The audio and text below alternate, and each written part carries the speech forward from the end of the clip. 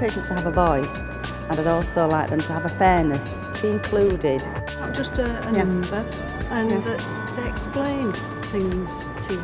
Because you need someone that's interested as well to know what you're going through and give you advice as well.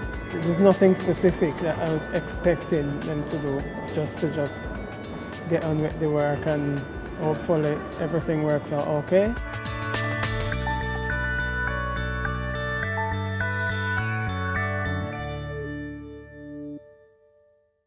To make sure that people are at the heart of the health and care service in England, we've devoted our first business plan to just that purpose. Our business plan says that we will prioritise patients in every decision we make. Our objective is solely to improve the outcomes for patients and our staff and their experience of health and care in England. NHS England proposes to have a major focus on quality. And by quality, I mean improving the effectiveness of the care that we offer, ensuring that it's delivered safely, and ensuring that it's delivered in a way that's convenient and decent for patients. We're going to have a major focus on the things that kill the majority of our population: cardiovascular disease, cancer, lung disease and liver disease. We're also going to focus on better provision of care for long-term conditions in such a way that we can encourage patients to take greater control over the diseases that they need help with.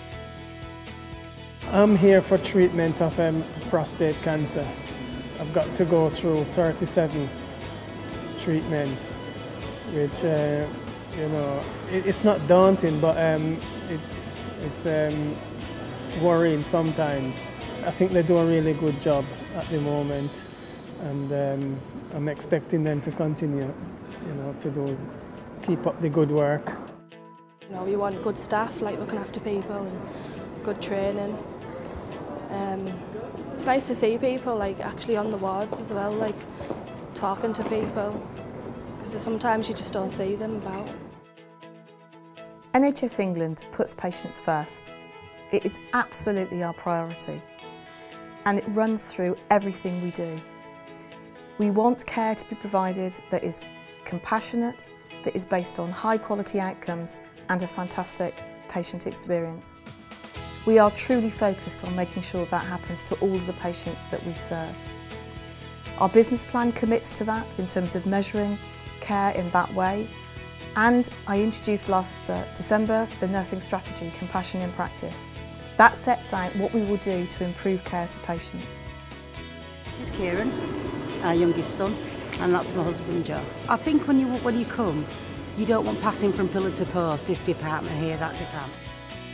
Our job is to make sure we deliver the best possible health care for the money the taxpayer gives us.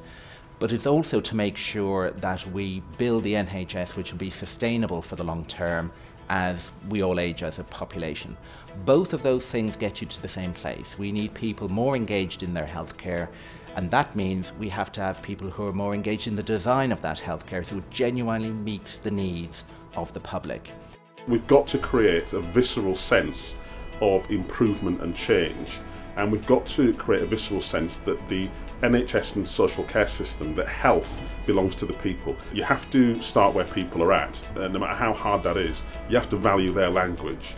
You have to help them understand that they have power in the system. A lot of people don't feel they have any power, and they disengage, and that leads to misunderstanding about how the system actually works. Our legacy should be that health belongs to the people. More communication, and I'm going to say resources, but there is a lack of resources, isn't there, and there's only so much that they can actually do. But as long as it's fairness and patients are involved in their own treatment, that we don't make decisions without including those. I like people to explain things. I think even now, a lot of doctors don't. They say these big words and a nicer bedside manner. You're very vulnerable when you come in hospital.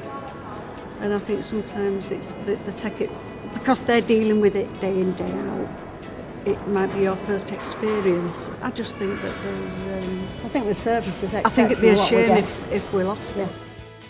To prioritise patients and citizens in the design and delivery of the health and care service in this country means we have to listen. We have to learn how to listen. The patient revolution, the people revolution that we are going to lead from now on is also an information revolution. And in the business plan, we really do make very radical new commitments to transparency of information to support our ability to properly listen to people as they go through the health and care service. Great NHS would look like at the customer at the centre of the NHS. I think what's hugely encouraging is if everybody thought about customer rather than systems and processes. We have to create a sense in which people have ownership of the process, so they understand why change happens and they're bought into designing and delivering services.